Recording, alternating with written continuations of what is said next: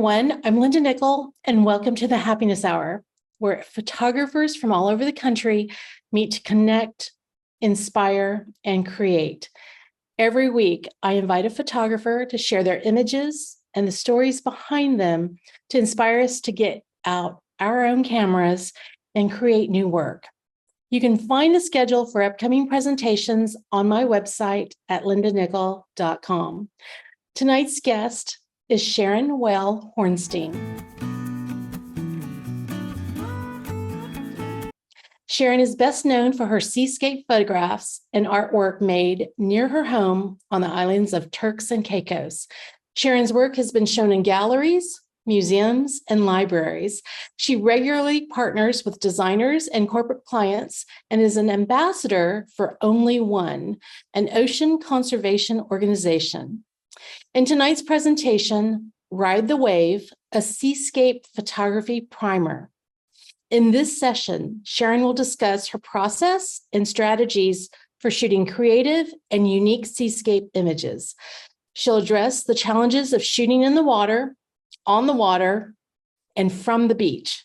Topics will include her kit, additional tools, and post-processing.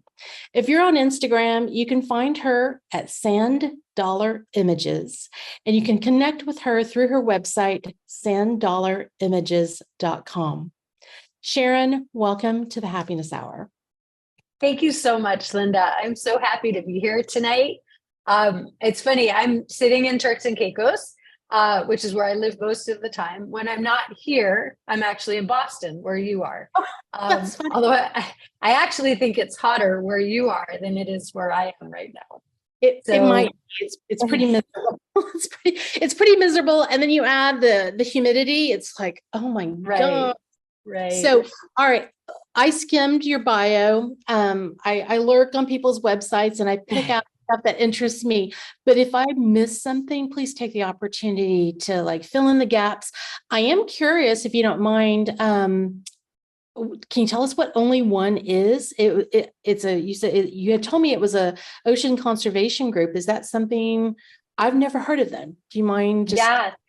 So Only One has been around for a couple of years. They're a fairly new conservation group, but they have an incredibly unique approach to ocean conservation, which is what drew me to them when they approached me and asked me to be one of their ambassadors. So we are a smallish group of ambassadors. There's about 50 of us worldwide.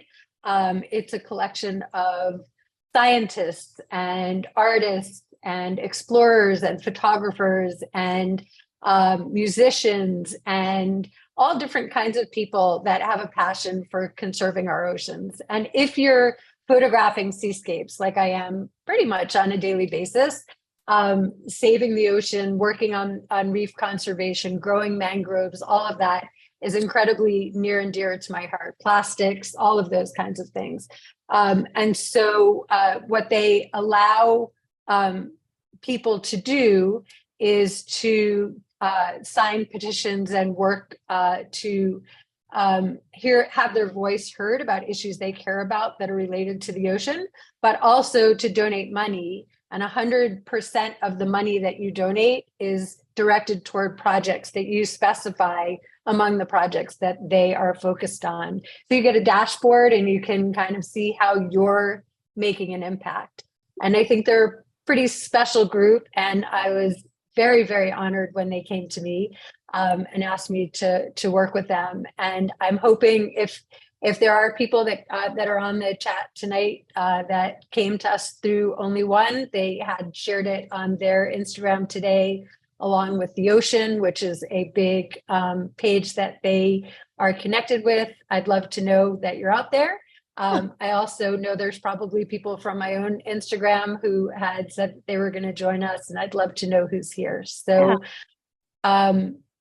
I will just throw out a couple little more tidbits about who I am as a photographer. I've been shooting for over 20 years. I am a self-taught photographer. I did not go to school. I'm actually more of a backwards photographer. I started shooting, I started selling, and then I learned how to use a camera. So I actually took courses to learn to talk to other photographers and learn to talk to my clients about what I was doing to capture the images that I was capturing. And so backwards a little bit. And so my approach tends to be much more touchy-feely versus technical, because that was my original approach.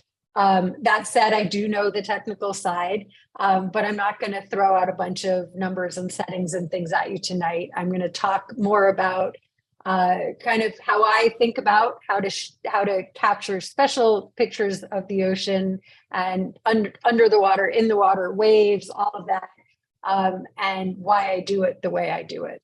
So I love it, and I'm excited to hear that you're going to not throw like f-stops and shutter speeds. No, It's going to be more. There'll be none of that. There'll be none. I mean, if people care about that and you want to ask questions in the comments, that's fine, or in the chat. But that's not my focus on a day-to-day basis.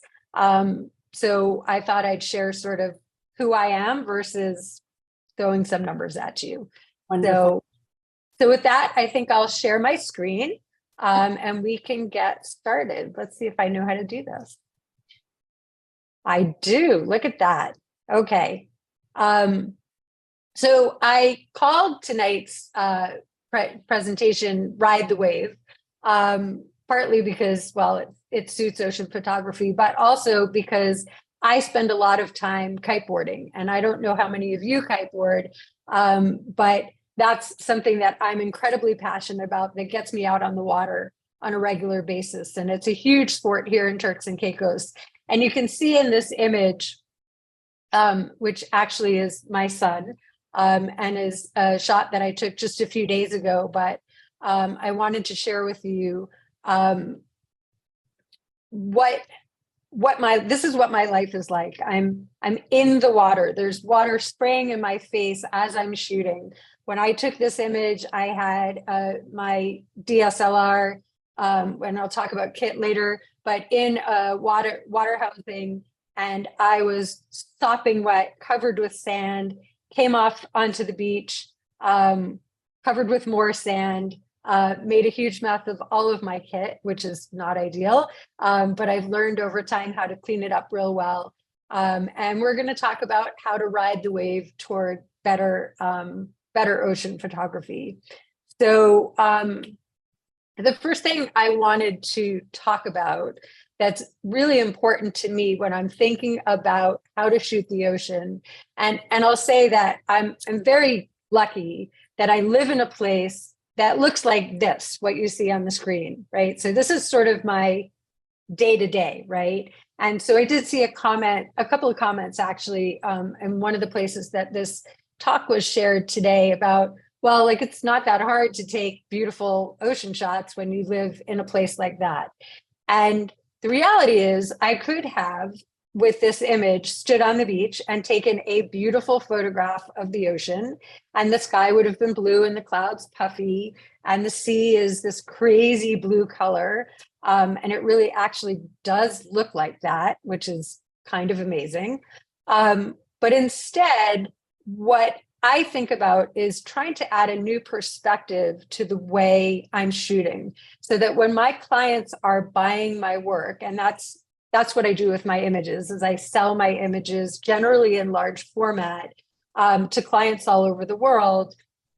When my clients buy something, they know they're buying something that's really unique and different, and not the way maybe everybody thinks about shooting. So let's just talk about this image for a few minutes. There's these two, what looks like cute palm trees out on the beach. The client that purchased this from me asked me where I took this image. And I told him what beach it was taken on. And he said, well, but I walk that beach every day, and I've never seen those palm trees.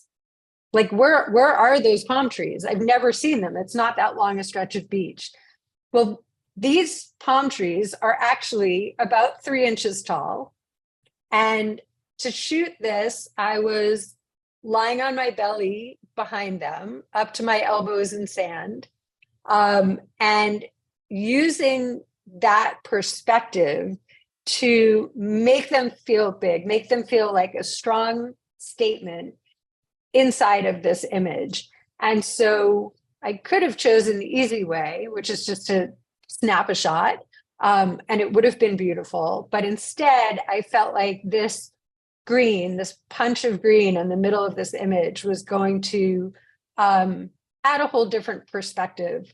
And I hope that that's what I bring to my work and to my clients, is a different perspective on things that they walk by every day and maybe never thought to look at them this way.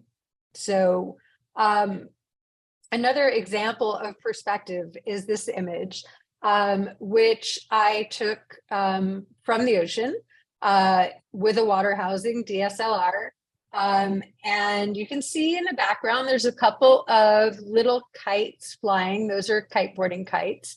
And what I love about this image is it's super sharp in the front, right? You can see, you can almost jump into the water. And I was in the water when I took it. I had a mask on and a snorkel, and it was over my head, and then it was around me, and then it was over my head again, and I was bobbing up and down. But the clouds are nearly touching the ocean. And so again, I could have stood on the beach and taken a wonderful picture. The water is as clear as glass. It's warm, it's quite warm, so it's easy to be in the water for long periods of time. The clouds are unpredictable and amazing, big some days, little other days, all different kinds of cloud formations. This one, you can see right around the horizon that it was a bit of a storm out on the ocean, but I was in the sunshine. And I do that quite often, and I think about lighting a lot when I'm shooting. And obviously, that's obvious, like every photographer thinks about the lighting, right?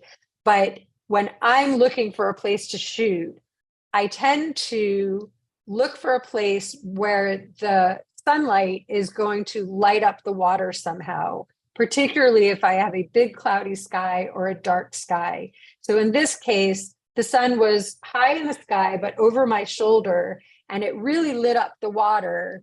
And in doing so, darkened up, or in contrast to that horizon, that dark horizon, gave me a dark horizon line that went across the image and divided it on its own.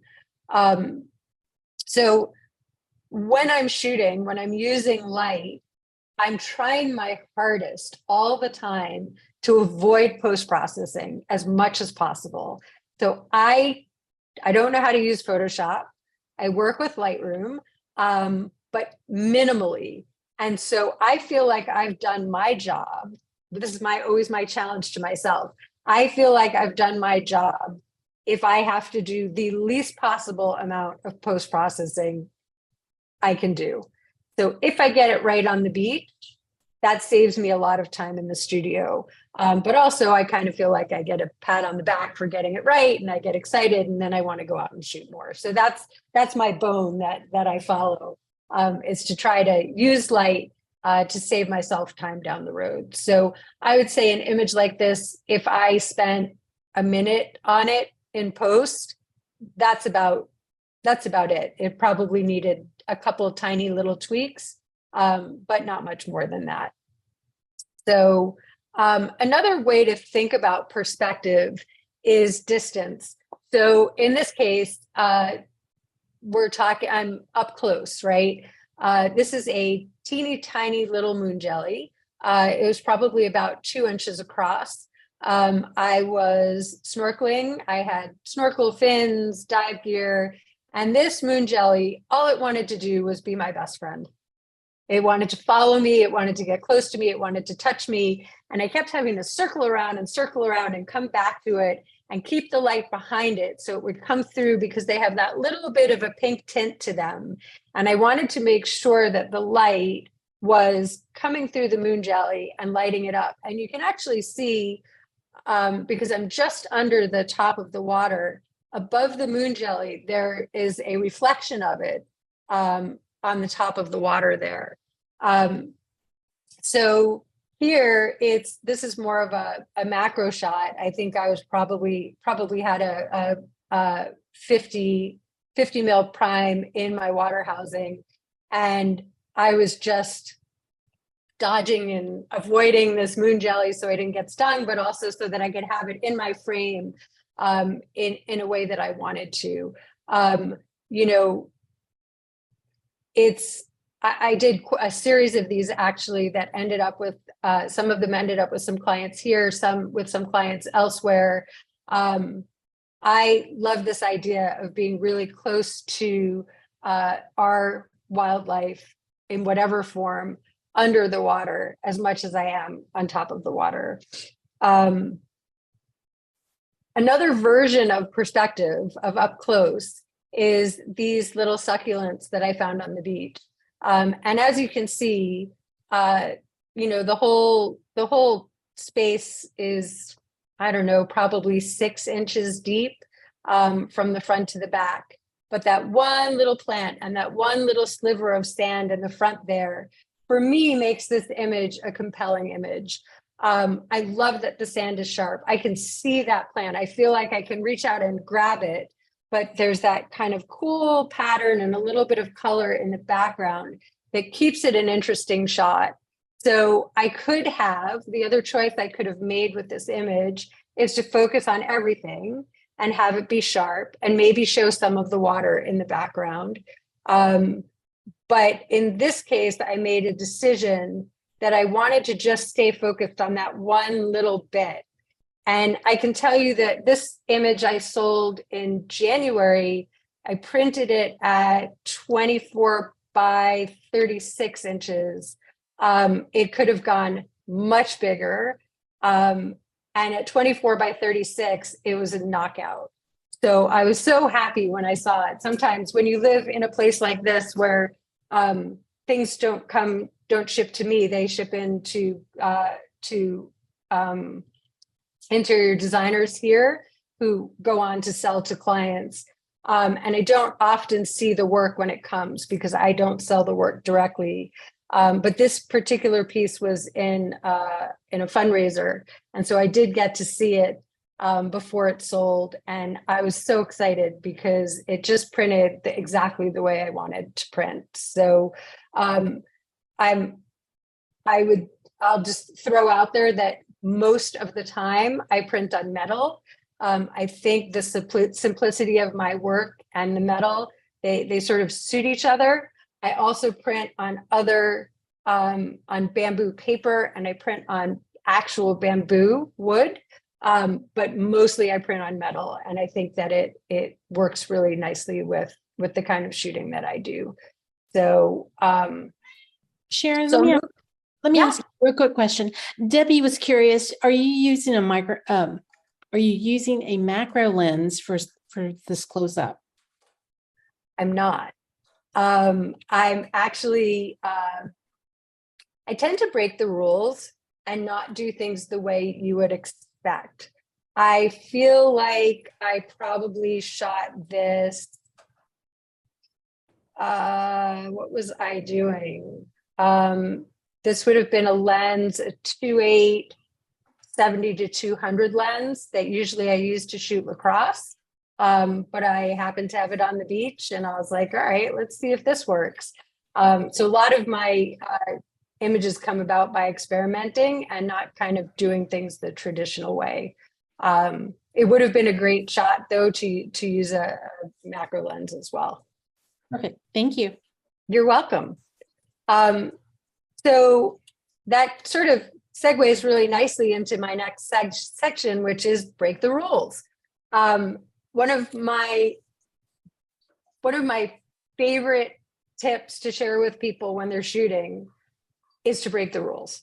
So anybody that shoots landscapes or seascapes there are all these rules, right? There's the rule of thirds and there's certain settings you should use for certain things. And in this case, we're looking at an ICM image and there's particular ways that you would do ICM. And most photographers, when they're shooting ICM, are on a tripod and they're moving in a particular way at certain settings. And if you can imagine this night, I was on the beach. The waves were breaking pretty big for here. We don't tend to get really big waves here because out there on the horizon, on that side, on this particular side of the island, we have a piece of the third largest barrier reef in the world. So we're quite protected. But this night we had a lot of swell. And I was out there standing on the beach with my camera, and I was just swiveling and shooting and changing my settings as I went along. And if I saw something I liked, I'd try it again. And if I thought it was a little off center, I'd start a little further to the right, and then the light would change. So I'd adjust my settings. And I just kept playing and playing and playing until I got the effect that I wanted. And so I would encourage you as you're shooting to, sometimes I'll have if I try to do astro, I'm not very experienced with astro. So I'll go on YouTube or somewhere and go, how do I shoot the Milky Way? And 75 people will tell me how I should shoot the Milky Way. And it's really incredibly helpful. But I would encourage you to also experiment and try things that you wouldn't normally do. Break the rules, shoot off a tripod, shoot on a tripod if you usually shoot off a tripod, but try things in a different way to try and make it fun.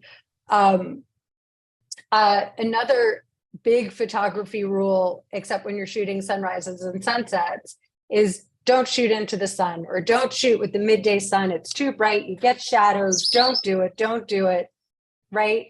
So with that, I'm going to take you back to the first image that I showed at the beginning, which I shot. You can see the sun is up top left there.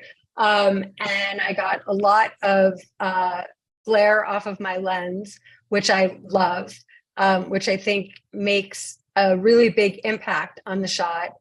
And my subject is my son, but my subject was nearly silhouetted when I shot it. And in post-processing, I just shadowed him, because what I love about this image is that light in the top left corner and that wave coming out from underneath his board.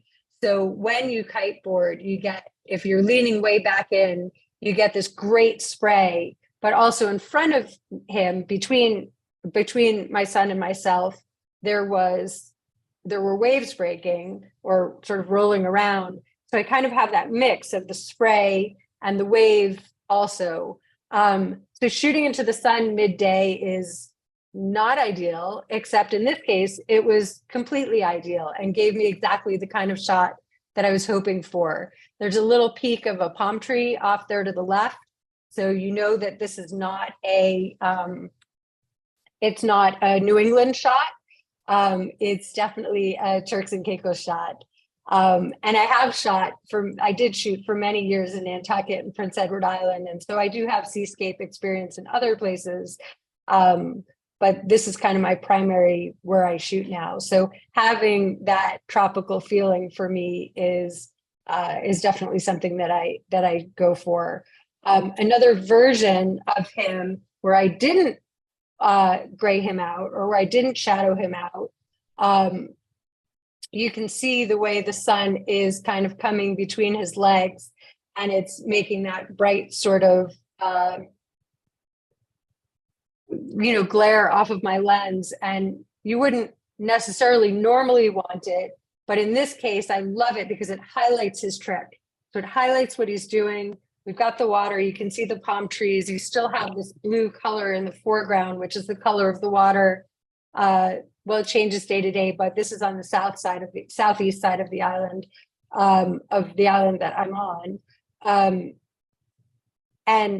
So shooting into the sun and sort of blowing out my highlight in this case was what I was after, and felt right as I was shooting. Again, in the water with a water housing, soaking wet all the time. So keep it simple. Doesn't have to be complicated, this ocean shooting. This image is pretty much as simple as you can get. It's a little shell sitting in the sand. One of the things about my images that I'd like to share with you is that I don't ever, as a rule, add to or take away from a scene. So this shell is where I found it. I didn't put it there. You can see a little bit, there's a gray shell sort of sitting in the front, in the foreground to the right. It was there. I wouldn't delete it. I don't move it. I wouldn't add it in. I tend to only want to shoot things that are actually already there. So if I came along the beach and I found a sand dollar and I said, oh, this would look really pretty over there, and staged a shot, I wouldn't show it to you. I wouldn't be happy with that because staging isn't my thing. There's nothing wrong with staging. It's just not the way I tend to shoot. So when I came across this shell sitting here in the middle of the sand, I was beside myself because I thought, well, this is just perfect. It looks beautiful. And I love the way the sand kind of sweeps up around it. The shell itself is very sharp. The sand is sharp. And my foreground and my background are blurred out. A shot like this, if I were to print this for a client, gives me a lot of options. I could shoot a long panoramic style crop of this. I could shoot a square crop of it. I could do a vertical crop if a client said, oh, I really love that, but my space is vertical. So I like to think about what kinds of options I'm going to have for printing as I go along also. So keeping it simple. Here's another super simple shot. That is actually the color of the sky. There was a storm out there. It filled the sky. It was a knockout. And the water in front of it is quite light. There's sun behind me, brightening up the water. So that's a technique that I talked about a little earlier, where I like to have that light on the water behind me. And the shot is one of the few shots that I named. It's called Pantone. It reminds me of one of those little Pantone chips. But that is a really simple way, I think, to make a good, bold statement.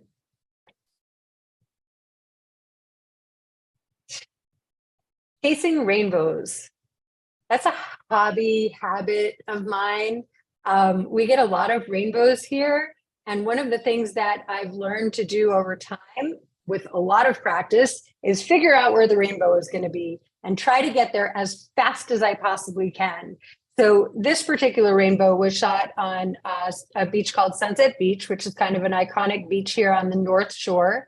It was taken very early in the day. The sun was behind me, so I'm facing north. I was in the house and I knew there would be a rainbow because it was raining in front of me and I knew the sun was about to peek out of the clouds. And I can't tell you how many times I have run down that dirt road barefoot with my gear as fast as I can, as soon as the rain stops, because I know there's going to be a rainbow. Or jumped in the car and driven to this side or that side or another part of the island to find the rainbow because I know it's going to be there. I always have my eyes on the sky and thinking about what I might find and where I might find it. In this case, this is it's a super bright rainbow, actually, particularly on the lower left and lower right side. I was quite happy with this shot. I have another rainbow that's quite well known here that was cover of a magazine in 2017 after Hurricane Irma that was shot on the same beach, but over a part of the island that had been quite damaged during the hurricane. And the magazine that published it, Times of the Islands, was looking for a sign of hope. And they asked me to shoot something, or if I had something. And I woke up one morning and saw this crazy rainbow over the sky. And I barefoot ran down to the beach and I had my 2 seconds to shoot it and I got it. So I would, when you're shooting seascapes, especially because everything changes so quickly, I would highly recommend just kind of having everything ready to go all the time. My batteries are always charged. My lenses are always clean. Everything's ready to pop on. I always have a chip in my camera that has space on it. And I'm always ready to go at the drop of a hat because everything changes so quickly. And I just don't, I don't want to miss anything. I just really don't want to miss it. So, so chasing rainbows is kind of a hobby of mine. And I would encourage you, if you're in a place where you can find rainbows on a regular basis, go after them. They are the most fun to see. So I tend to film them also and shoot them at the same time. So dive in. Another thing that I do quite a bit of is underwater photography. As I mentioned, we have a massive reef system here. Turks and Caicos is made up of approximately 40 islands and keys. I've had my feet on about, I want to say 23 of them, which is a lot. And I'm certified to scuba dive, but I also snorkel and free dive quite a bit. Dive into the water, see what you find underneath. Sometimes what's underneath is more interesting. Sometimes it's not.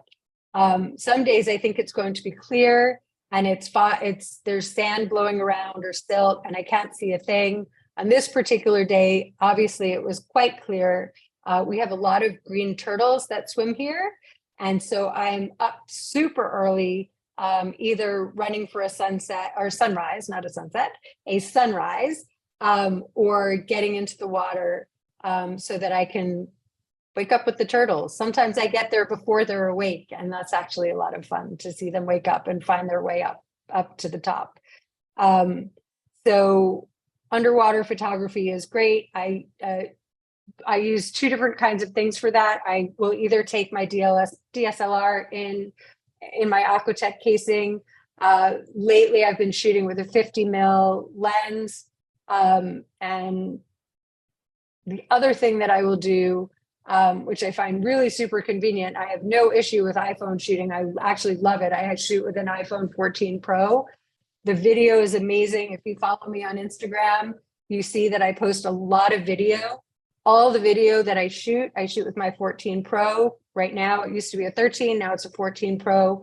And all of those reels that you see, I've shot while I'm also shooting still images so that people can get a feel for what it's like to be there, so that when they hang it on their wall, they can also have that kind of feeling about, you know, what was it really like? What did it sound like? What did it look like? And I can share that as well. So I do film underwater. I have an attachment on my my big water housing where I can pop a GoPro on the top or my phone on the top.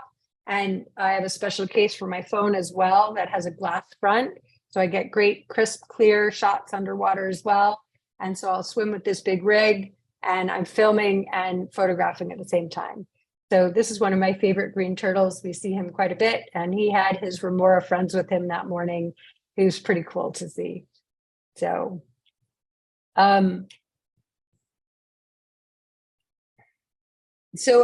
on Instagram, I use a few key hashtags on a pretty regular basis. And one of them is see what I see.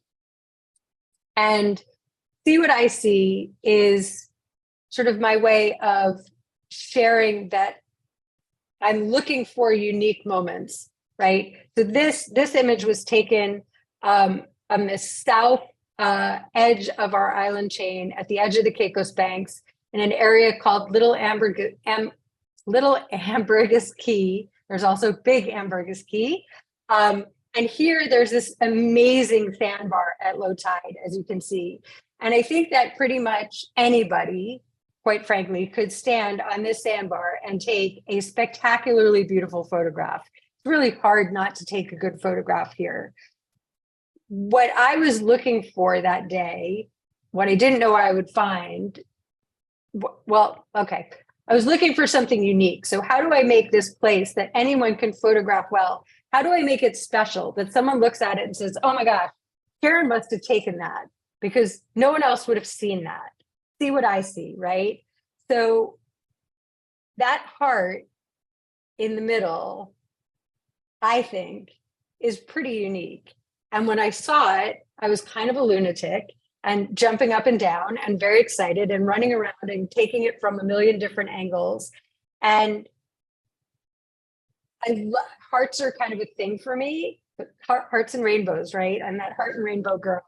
And I thought this particular image really represents well a unique moment. So anyone can take a great shot here. What I feel like made this a special shot for me was the fact that the heart was showing on the sandbar, and it wasn't there long. So you got to be quick, right? Like it changes very quickly. The tide moves in, the tide moves out. This one I felt was a pretty special shot. Another example of a unique moment is my little roadrunner flamingo here. We have not a lot of flamingos here, but we have a fair number of them. I spent this day probably 3 or 4 hours staring at flamingos, waiting for them to do something amusing or entertaining. And then this guy decided that he was going to take a charge at all his friends. And he was running across the top of the water. You can see his splashes as he goes. So this, to me, every shot I have of a flamingo I love, but this flamingo I thought was really unique and special and made things different. So, I said that I was there probably 3 hours, and that kind of leads me into patience. So to shoot seascapes well, particularly if you're shooting waves, and I do shoot a lot of waves, you have to be really patient. So this image, which I don't know, is kind of one of my favorite. I just kind of love the way the wave broke.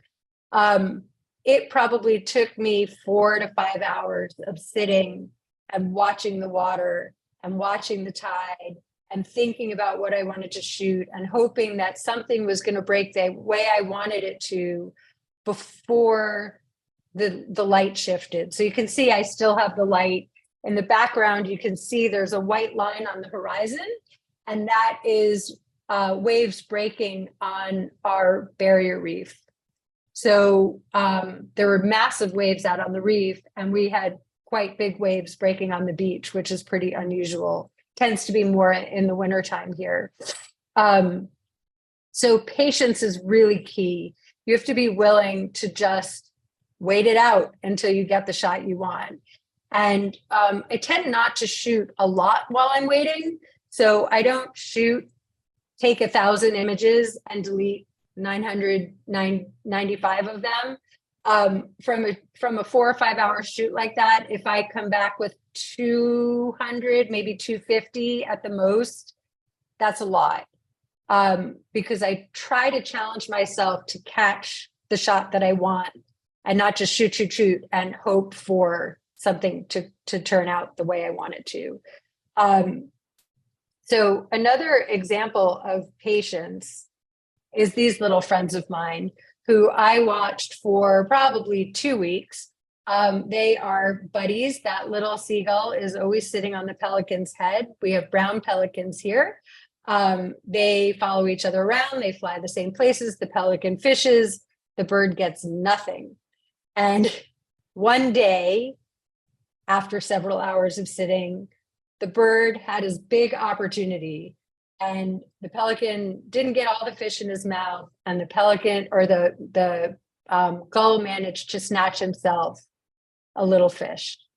And so for me, in this case, patience really paid off. Like I could not have imagined that I would have this opportunity. And if I hadn't been sitting there for 4-ish hours, I would have missed it. I would have had lots of pictures of the bird sitting on the pelican's head, which is cool enough, but I really wanted it to be special and unique. And so it was worth it to me just to keep sitting until something really unique happened. Another thing that I do quite a bit of is drone photography. I do it because I love it. I don't print these unless I'm printing them small. So these don't print at a quality that I'm comfortable with. printing in large format.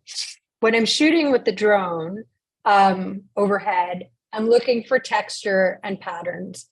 So this jetty, you can see there's eelgrass or turtle grass growing in the water.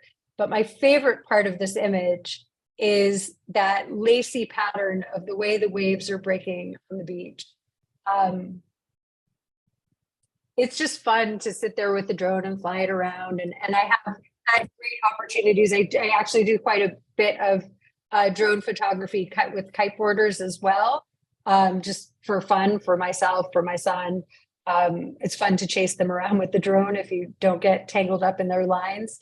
But I love this kind of angle of looking down on the sea. And I've quite often seen rays or sharks or other creatures swimming around, which makes for really fun imagery. So texture and patterns is like a really fun thing for me to hunt for when I'm shooting. The other thing I chase is storms. So as if I don't do enough, I also am looking for storms. This storm, you can see in the center middle there, a heart in the sky. So this is sort of ties back to my obsession with hearts. I don't know if you can see that, but right in the middle there, that gray cloud is in the form of a heart. I actually have video of this storm as well. It's been spread all over Instagram for the last couple of years. But that video came about while I was shooting the storm. And this is another example of how the sky can be pitch black. And there's crazy rain going on underneath those clouds, but there's light on the water. And so you get that great contrast going on between the two of them. But storms don't just happen when the sky is gray. So you need to keep your eyes on the sky all the time. So the second image, you can see there's a storm that's happening right next to the sunset. And that storm neither of these storms ever rained on me. They tend to stay out to sea. This direction that I'm facing in both of these images is north or northwest, because obviously the sun sets in the west. So I love to be on the beach at night and shoot the sunset. When I get a storm as a bonus next to it, that just makes me happy. I get so excited. People know, they see me on the beach and they're like, something's happening. That woman over there is jumping up and down. Why is she so excited? And it's usually when an image like that pops up in front of me. So up early. It's really hard to get up early, but it's so worth it. So this is a sunrise over Long Bay. This particular sunrise morphed about, I don't know, I probably have 20 different still images of this sunrise, and none of them look like they were taken on the same day. All were taken within about 15 or 20 minutes of each other. So when the sun came over the horizon, it was hot pink, and then it changed and the skies brightened up. And then as soon as it went behind the clouds, that sky turned that crazy blue on me. And so I would encourage you, if you're an early morning person, to get out before blue hour, get up there before the sun is above the horizon. Use tools like, there are a couple apps that I use on my phone. PhotoPills is one of them. I am not an expert at PhotoPills. Please don't ask me any PhotoPills questions because I can't answer them. But I can tell where the sun's going to come up, and that's about the level of my expertise with it. But I get out there really early.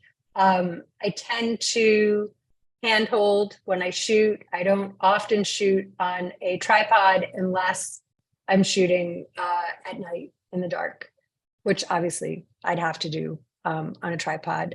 So get up early and stay out late. It's worth it for the sunsets. Our sunsets here are beautiful. Every day they're different. Right now we have quite a bit of Sahara dust in the air. This is an older image where it's orange, but the sun tonight was a light, pale, yellowy gold sky. and it was glittering across the sea, and it was amazing. So the Sahara dust can have a lot of different kinds of impacts on the sky. And I'll talk about that in a few minutes. So I'm up early, I'm out late, I have my eye on the sky. I never stop shooting. It drives my family crazy. You cannot walk the beach with me without a camera coming out at some point. And I will tell you that this has been a thing with me since I was a kid, and my parents, I know, are listening, and they know that when we used to travel together, I would make them stop the car so I could take a picture of every animal that passed by the car, or every tree, or anything. I'm constantly stopping the car, and they used to make fun of me for it. But it's turned out to be a good habit. So every day is different, right? You never know what you're going to get. And it doesn't matter where you are, whether you're in Turks and Caicos, or you're shooting in Iceland, or you're in California or Australia, or you're on the sea, or maybe you're shooting over Lake Michigan, because that's almost like shooting over the sea, right? These water images, every day is different. And so if you shoot from the same place all the time, you still can get completely different results. So this image on the left, and now this image on the right, one day and the next day, same location, completely different shots. Colors are different. The sun, I chose to include the sun rays in the shot on the left. I shifted myself a little bit to the left to include a palm tree in the one on the right. But every day is different. So if you miss one, because sometimes I'm here and I'm working, and I think, oh gosh, I'm missing something. Just wait for the next day, because there'll be something else, and there'll be something different.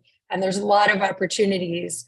When you're on vacation, when you're on holiday and you have limited time, it's harder, right? You want to have great images. You want to come back with like the best images ever. If it helps to know, when we first started coming to Turks and Caicos, we would just come on holiday for a week or 2 weeks. And it took me many years, 5, 6, 7 years, before I had a broad enough collection of images that I was willing to start selling, that I had enough to offer to clients. So it does take time to accumulate these images. But you can accomplish just as much shooting in one place all the time as you can trying to cram in those holiday images. So I promised I would talk about kit. So here we go. I think you probably think I'm going to tell you first about all the cameras and the gear and the things that I have that I use to shoot all these different things. But for me, the most important part of my kit is my research. So tide charts, moon charts, sun charts. What direction is the wind blowing? Which way are the clouds going? When is the sun coming up? Where do I need to be to catch the moonrise? If I'm going to be on a beach that's narrow and I go at high tide, I'm not going to be on that beach. It's going to change the kind of shot that I'm going to be able to take, or maybe I won't be able to shoot at all. So I'm very tuned into when the tide is going to be, where, at what level, what kinds of things I'm going to see. I'm also very, very focused on the weather. So if you look at that image in the middle, my husband was kind enough to take that image of me, and that is a Sahara dust sunset. So we get this Sahara dust that blows across from the actual Sahara Desert from Africa across the ocean. It tends to hover in the Caribbean in the summer, particularly around the Dominican Republic, Haiti, and we get quite a bit of it here. It's not great for your breathing, but it's excellent for sunsets. So tonight's sunset was like this light yellow, but this night in the middle, I knew there was going to be Sahara dust. I knew where I wanted to be. The sky was absolutely gray until the sun went below the horizon, and all of a sudden it lit up. So don't leave the beach when the sun goes below the horizon. stay there, because you never know what's going to come, what's going to evolve next. And so I'm out there with my camera shooting this, and I do have images of this that I've done with clients. And I was fortunate enough that I was not alone, and someone could take a picture of me taking a picture of that, because it was really one of the most amazing things to see. I have my eye on the sky all the time. I'm always thinking about all of those kinds of readings and how they're going to impact what I shoot next. But then there's also kit. Like, what do I use to shoot with? Well, you can see on the left, that's my Aquatech DSLR water housing. I'm a Nikon girl. I've been shooting Nikon since I started shooting. So I've stuck with Nikon. I use a Nikon D850. I have a 750 backup camera as well. I love a heavy camera. A lot of people are switching to mirrorless. I say, if that makes you happy, if you like a lighter camera, that's great. I happen to like the way a heavy camera feels in my hand. So to me, whatever feels right to you is the right kit for you to shoot with. I also have a glass front cover for my, or an Aquatech casing as well for my phone. You can see there's a GoPro there with me that I use a little bit, not so much. I have a whole wide assortment of lenses. I'm not going to bore you with what they are. Suffice it to say, I can shoot pretty much anything I need to, and actually made a list because there's so much stuff. Couple of different types of what's it called? I use my fins, my snorkel. I dive. I don't dive with my camera, my big camera. I will dive with a GoPro, though. I'm not certified to dive with my big camera yet, but that's on the list. A couple of tripods. You never know when you're going to need one for travel, one that's heavy that I use on the beach here for astro. And what else? Oh, and my travel case, which is really, really important, because if you're traveling to some place where you want to shoot seascapes, you're going to want to bring a fair bit of kit. And so I carry a Pelican case, so that if my favorite airlines decide that I can't put my kit on the plane with me and they throw it underneath the plane, it's still going to arrive in one piece. Yeah, that's that for my kit. And then last of all, I'm just going to say a minute or two about my workflow and post-processing, because as I said earlier, I do very little post-processing. I work with Lightroom. I use Lightroom desktop. That's my preference. I have everything backed up and backed up and backed up. I run a NAS system. I back up to Backblaze. I keep all my chips. I have 1,000 copies of everything. You can't have more, you can't have too many backups. But my workflow is really about decision making. So what do I want to show clients? What do I want to put on my website? What do I want to post on Instagram or share with only one as they're doing their conservation work? What do I want to share with people that is going to be impactful, but it's going to feel like me? So when somebody says to me, oh my gosh, I took a shot just like that, I tend to want to take it down, because I want to always shoot things that feel like me, that are different. And that doesn't mean that they've taken a bad shot, because they've probably taken a shot. Well, obviously I took it too, so I think it's a good shot. But I tend to like to show things that are different. So I look at this turtle, but I also have this turtle with the bubbles. And I sit there and I go, should I do this one? Or do I do this one? That one? Or that one? I don't know. In this case, if I were showing it to a client, I would probably show them that turtle, but also that turtle, and let them make a decision about what they prefer. Because at the end of the day, I have my preferences, but what matters to me more, aside from the joy of taking the photograph and being happy with what I shoot, is that my clients get to hang on their walls the things that make them happy. And so in this case, when I'm really on the fence about something, I'll give them this option and this option and let them think about what's going to suit them. I might spend a minute or two cleaning up an image. My goal is always to make it look as much like what I saw as possible. So I don't oversaturate. I don't change the color. I'll change the color so that it doesn't all blue out, but I won't change it to something that it wasn't. So I won't make the water more turquoise than it was. I won't make the sky darker than it was. This turtle looked like this in front of me, so this is what I'll share. So that's just kind of a rule that I have for myself, and it certainly saves me a lot of time on processing. I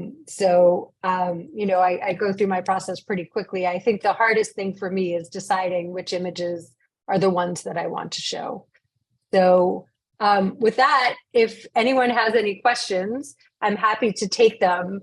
I'm just going to tell you one quick, tiny little thing about this particular image on the left here, which is called Balance. This image I took in 2020 when the islands shut down for COVID. We were here for 6 months, and this island that this image was taken on is called Water Key, and we'd been shut down. The island that Provo, where I live, had been shut down for 7 weeks, so we weren't allowed on the beach. We weren't allowed anywhere. And so when they reopened the beaches, I got in a kayak with a friend of mine and we went over to Water Key. And this beach had not been stepped on by anyone for 7 weeks. And I crept slowly toward this piece of driftwood and took way more than 200, my 250 shots, because I thought, well, this is just never, ever going to happen again. This is a place where tour boats come, where people get to hang out and enjoy the beach. And it's not going to be like this again, empty like this. And so that's just kind of the little backstory to that last image. My Instagram, my Threads, I actually have signed up for Threads and it's going along. So if you're on Threads, join me there. My Facebook is listed there for Facebook people, and my website. I welcome you to send me any messages that you want. If there are questions that I can't answer now, I'm happy to answer them later. So, Sharon, this is great. Okay, so let me sneak in a couple of questions. When you were talking about your kit, you didn't mention anything about filters. So there's a question, do you use any, specifically polarizers or ND filters? That's a really good question. I don't. I occasionally will use an ND filter depending on the situation, but rarely. And in fact, I don't even have a clear glass UV filter on the front of my lens. I kind of feel like the glass is the glass, and I paid all that money for that Nikon glass, and I want to shoot through it. So I probably should, but I don't, and I do not use a polarizing filter. So the question from Joe is, she's wondering if you can give us some ideas of how you are cleaning your kit, being around salt water and sand so often. Is there something that you could probably? Yeah, sure. So all of my cases, if I have anything in the water, so any of my Aquatech kit, the GoPro, any of that goes in fresh water immediately as soon as I get home, and then gets dried. When you're shooting with a lens like or the glass on the front of a case like that, there's different ways that you can manage it, but I tend to wax it and rub it off. So I usually clean that pretty well. So what you do is you rub wax on the front, and then you wipe it off till it's clear, and that helps you not get beading on the front of your lens. But after a while, I clean that off and then I redo it. For my actual cameras, I always clean everything upside down so that, for example, when I take my lens off, I clean everything upside down so nothing falls into my sensor. I have a little brush that I use to very gently brush all the sand off of everything. I wipe down my tripods. I actually have trying to remember the brand of it, but I actually bought a travel tripod that can handle the weight of my camera, but is also waterproof. So I can actually sit it in the water, the legs, but then I come home and I rinse everything with fresh water. The camera itself is tougher. I use a soft cloth to wipe it off, just to get some of that salty air off of it. Nikon, the kit that I have tends to wear really well in the salt water. But yeah, I'm very careful to keep things as clean as I can, because everything gets destroyed if you live by salt water. Yeah.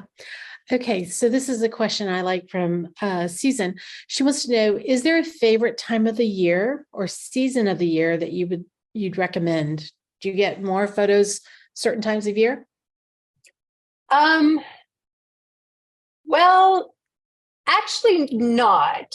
And the reason for that is that there's different things going on at different times of year. So in the summer, the water tends to be calmer, more clear. And so, for example, the other day we were out swimming with dolphins.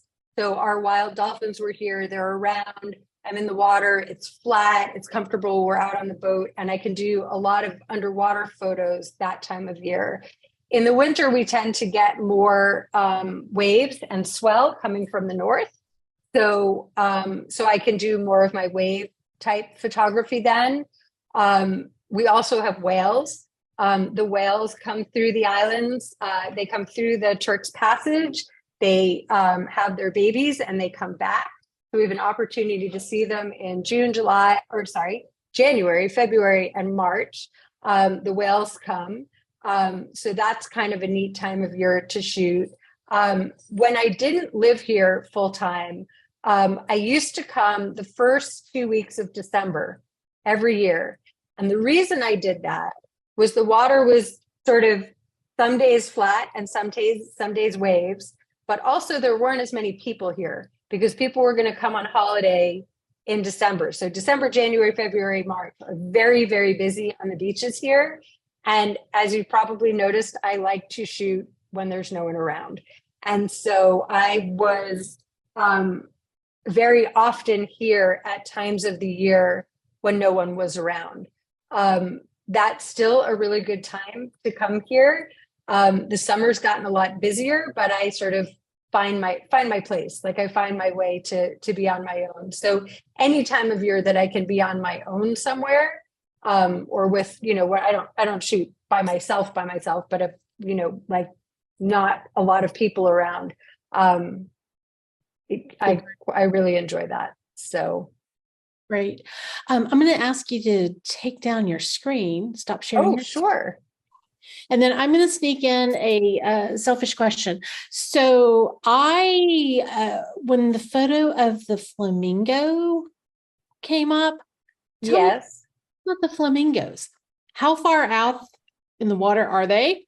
And what time of year? Because you're going to get on a plane from Boston to Provo tomorrow, aren't you? I don't know. Well, no, probably not. But yeah, so the flamingos, it sort of varies from island to island. So where we are in Provo, sometimes we see them in more remote areas. There's an area called Flamingo Lake where they might be quite close, but you'll only see one or two of them. Those flamingos that I saw were close to me. I was shooting with a 200 there, a 70 to 200. And I was able to kind of wade into the water and get close to them. So that was at Ambergris Key, which is a private island. It's not the easiest place to get to. We also have them, it's impossible, but it's worth it. If you can get there, it's worth it. We also have them often on West and North Caicos. On those islands, you'll see them from a much further distance. So that's more like a 600 mil if you want to get them. They're in different places, different times of the year. So if there's anybody that's interested in flamingo shooting, send me a note and I'll let you know where you can find them when, assuming I can figure it out as well.